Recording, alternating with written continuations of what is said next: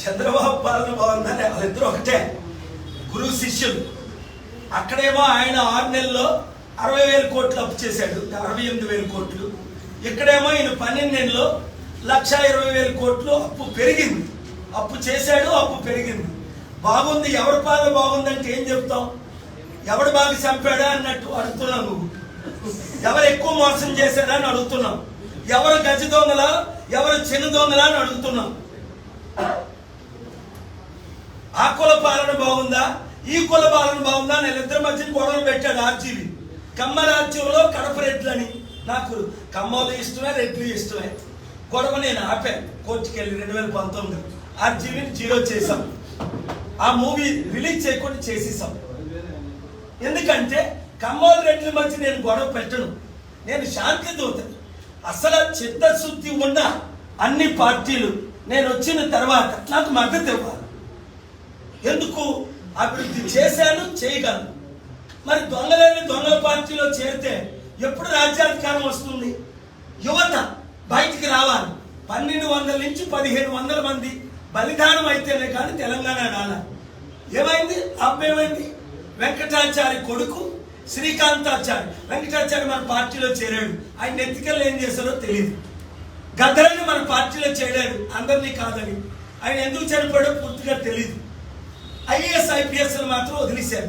అది తెలివైన వాళ్ళని 120 మంది ఐఏఎస్ ఐపీఎస్ ఐఆర్ఎస్ ఐఎఫ్ఆర్ఎస్. మాదిగల చీఫ్ సెక్రటరీ రోషయ్య గారు, మాలల చీఫ్ సెక్రటరీ దానమయ్య గారు ఒకే రోజు మన పార్టీలో చేరారు. 5 సంవత్సరాలు అయింది. అంత తెలివైన వాళ్ళు చేరినప్పుడు తెలివి తక్కువ వాళ్ళు ఎందుకు తెలివి తక్కువ పార్టీల్లో ఉంటారు, అవినీతి పార్టీలో ఉంటారు? ఆలోచించాం. మీడియా మిత్రులకు కూడా బాధ్యత ఉంది. ఉన్నది ఉన్నట్టు చూపించాలి. మీరు చూపిస్తున్నారు కనుకే మీ మధ్యకి నేను వచ్చాను. మరొకసారి మీకు నా మనస్ఫూర్తిగా అభినందనలు. God bless you. మీకు కూడా మంచి జరుగుతుంది. ఇప్పుడు ఎవరైనా అనాథ పిల్లలు నల్గొండలో ఉంటే దయచేసి మీరు తీసుకొచ్చి చారిటీ సిటీ సదాశివపేటలో పెట్టండి. అన్ని free, medical free, health education free, బట్టలు free, training free, food free, accommodation free. తెలంగాణను మార్చేద్దాం. బంగారు తెలంగాణ వీళ్ళ ద్వారా అబద్ధాన్ని రుజువైపోయింది 2 పార్టీల ద్వారా. బీజేపీ ఇక్కడ లేదు.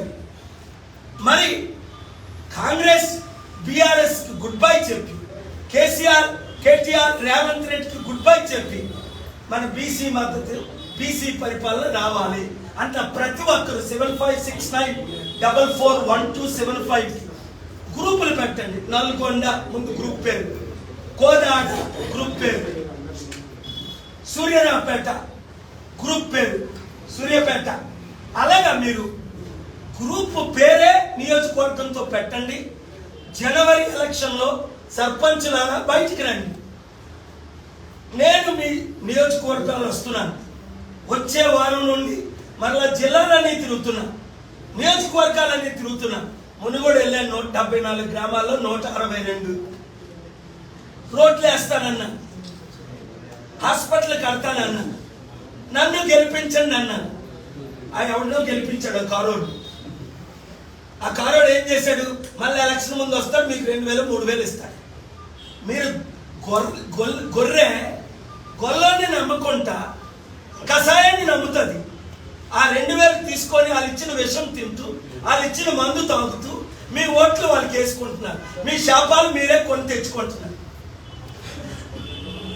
ఇప్పుడు రండి సర్పంచులారా, ప్రజాశాంతి పార్టీ తరఫున నిలబడి గెలిచిన 100 రోజుల్లో అభివృద్ధి అంటే చేసి చూపిస్తా. Thank you very much.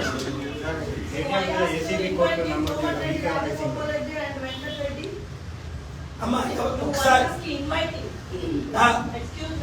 Please speak loud. Komatireddy Rajagopal Reddy and Rajagopal Reddy, Komatireddy Venkatareddy, why are you inviting Praja Shanti party? అమ్మా వాళ్ళకి రాజకీయ అనుభవం ఉంది, వాళ్ళ దగ్గర 1000 కోట్లు డబ్బు ఉందని విన్నాను. ఈ కాంగ్రెస్ పార్టీ అవినీతి పార్టీలో, కుటుంబ కుల పార్టీలో ఉండే కంటే ప్రజాశాంతి పార్టీలో చేరితే వాళ్ళ ఆశయాలేంటి? అభివృద్ధి చేయాలని. రేవంత్ రెడ్డి వాళ్ళని అభివృద్ధి చేయనిస్తాడా? నిధులు రిలీజ్ చేస్తాడా? అసలు నిధులే లేవు. అప్పులు చేసి ఎంతకాలం మీ పేరు, చెడ్డ పేరు ఇంకా పెంచుకుంటారు, ఇంకా చెడవుతారు ప్రజలతో. ప్రజలు రెచ్చిపోతే ఏం చేస్తారు? మహేంద్ర రాజపక్ష లాంటి శ్రీలంకన్ ప్రెసిడెంట్ నే తరిమి కొట్టారు. వద్దు, మీరు ప్రజాశాంతి పార్టీలో చేరితే అద్భుతంగా గెలిపించే బాధ్యత ప్రజలది, నాది, మీది. అభివృద్ధి చేసే బాధ్యత నాది. కేటీఆర్ మీద ఈ కాంగ్రెస్లో ఏసీబీ కేసు నమోదు చేయడానికి అది కేటీఆర్ మీద కేసు నమోదు చేయడం అన్నది కరెక్టే. కానీ రేవంత్ రెడ్డి 50 కోట్ల కేసు నమోదు చేసే ముందు 7 లక్షల కోట్ల అవినీతి జరిగింది కదా. జరిగిందని రేవంత్ రెడ్డి తమ్ముడే 100 సార్లు చెప్పాడు కదా. 1,00,000 కోట్లు దోచుకున్నోళ్ళు ఏమయ్యారు? 1,000 కోట్లు దోచుకున్నోళ్ళు ఏమయ్యారు? వాళ్ళ మీద కూడా కొంచెం కేసులు పెట్టు తమ్ముడు, లేదా నాకు అప్పచెప్పేయి, నేను పెట్టి చూపిస్తా. ఎవరిని ఎక్కడ లోపల పెట్టాలో వాళ్ళు పెడతా. ఎవరి మీద కేసులు పెట్టి దోచుకున్న డబ్బు తిరిగి రప్పిస్తా. అందుకే కదా 23 ఆర్డర్లు తెచ్చుకున్నాను supreme court, Telangana high court, AP high court, Vizag court నుంచి.